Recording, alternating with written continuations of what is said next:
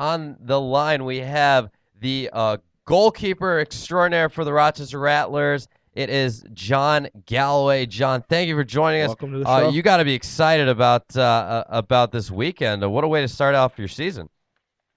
Yeah, tremendous way to get the year going. I think for us, especially with a lot of the guys from last year's team, not able to make it for the first couple of games, for us to go on the road and get a big W against a very talented Charlotte team, I think, and that puts us in a really good place as we start the season here. So, talk about coming off last season, losing by a goal in the championship game after having the lead. It had to be heartbreaking. How does that serve to motivate you guys for this season now? Yeah, I think throughout the offseason, that's been a huge motivating factor, to come so close to that championship ring and to have it taken from you. Denver is a tremendously talented team, but I think, at the end of the day, we look ourselves in the mirror and really challenge ourselves for what we could have done and what we're capable of this year. So the guys came back extremely excited, really in good shape for training camp, and everyone's chomping at the bit, which has been a different type of atmosphere than my first couple of years in the league, for sure. Different just for you guys because coming off that championship game, just feeling more confident? Yeah, I think we feel confident, but I also think we know what it takes at this point now to win in this league. I think, we have been a young team for the past couple of seasons, and now that we have a couple of veterans in the locker room and guys that have been that close to the championship, we feel really comfortable about what we need to do, how well prepared we must be game in and game out, and I think that showed there in the second half when we had to battle back to find the win yesterday. So you are Mr. Syracuse lacrosse, pretty much. You're from Syracuse. You played at Syracuse. You won 2 national championships, '08 and '09, with the Orange. It has to be pretty cool for you to still, be able to play professionally right down the road. It really is amazing. When I got drafted to Rochester, my first year out of college, I had a couple of teammates come with me, and I think really all of us really couldn't envision ourselves playing somewhere other than, upstate New York. I think really worked out so well in terms of our families and friends being able to come to the games, but also just our type of lacrosse, fast paced, the blue collar, something that we really got used to playing in the Carrier Dome, and we've been fortunate enough to continue that playing style into our pro career. Now, indoor lacrosse has always been successful at the professional level, up around here, Western New York, Central New York.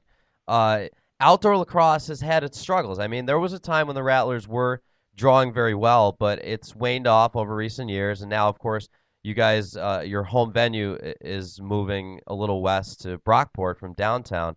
Do you think that professional outdoor lacrosse still has its place in Western New York?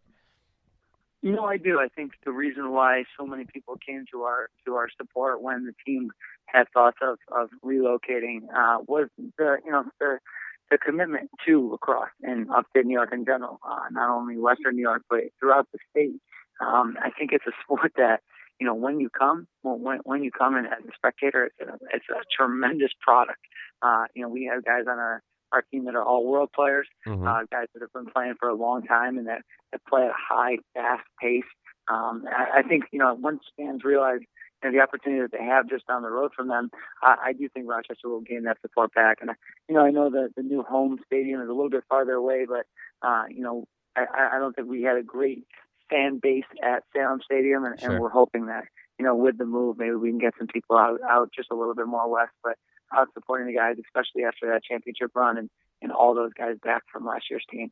Yeah, sometimes change is always good.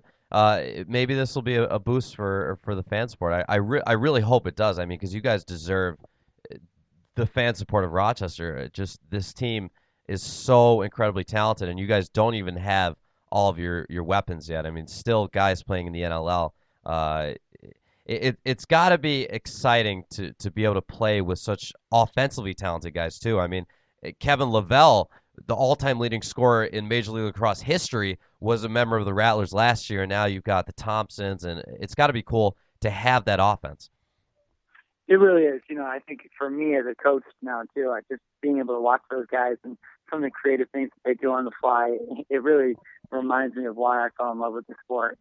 These guys are so competitive, so driven to be great at their craft, and for practices, things like opportunities where we get to compete against our own guys. you really realize how special some of these talents are. So, guys like Jordan Wolf, they're one of the fastest players in the game of lacrosse right Hmm. now.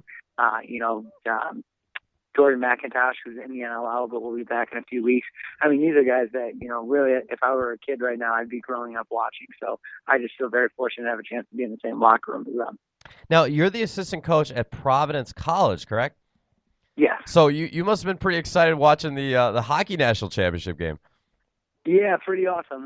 We actually share a arena with the men's hockey program where I'm actually in the arena currently right now. They're Oh, getting ready cool. for their big celebration. So, Oh, wow. I think being around a program like that, you see what it takes to be a champion, and it's really been fun for them to watch them grow as a program and obviously take the title this past weekend. That just seemed like a team of destiny in the NCAA tournament this year. I mean, coming back in the national championship game, but I don't know.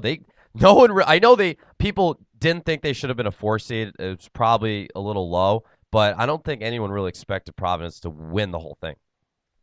Yeah, they came in the season ranked third. So, people, obviously people in Providence were not surprised, but, Hmm.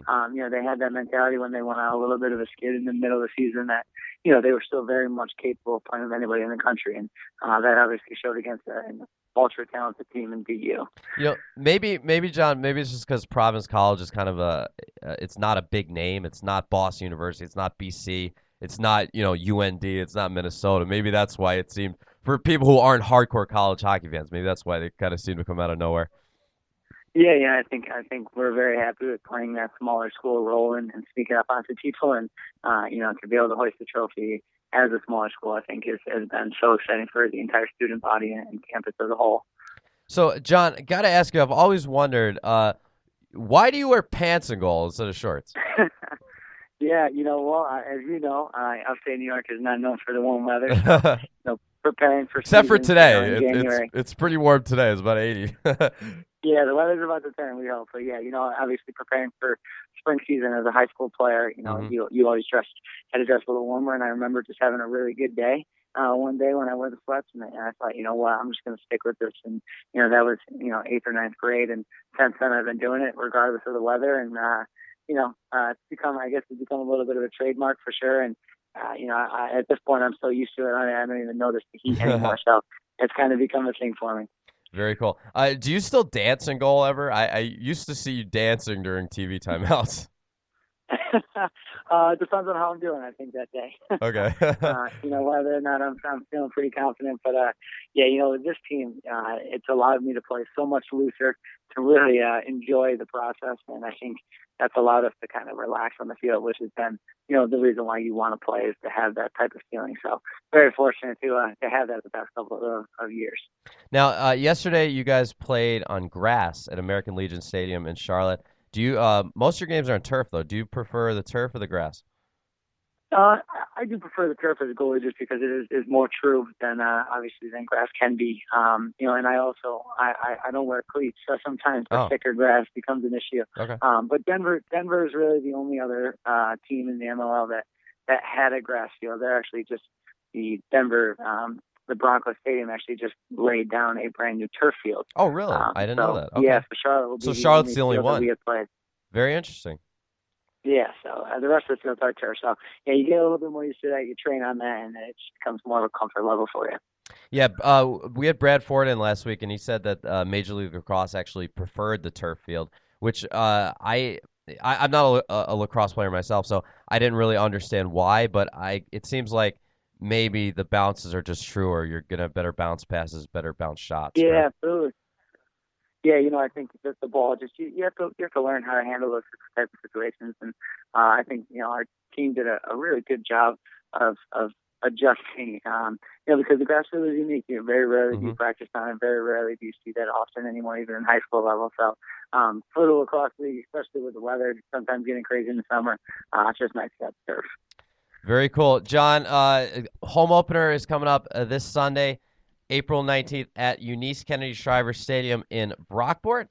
Tickets are just $15, and of course, season tickets are still available. Very low price for that. Just call the Rattlers office.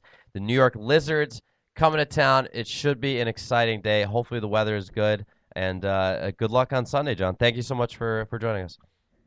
Thanks for having me. Look forward to having some people out this Sunday. All right.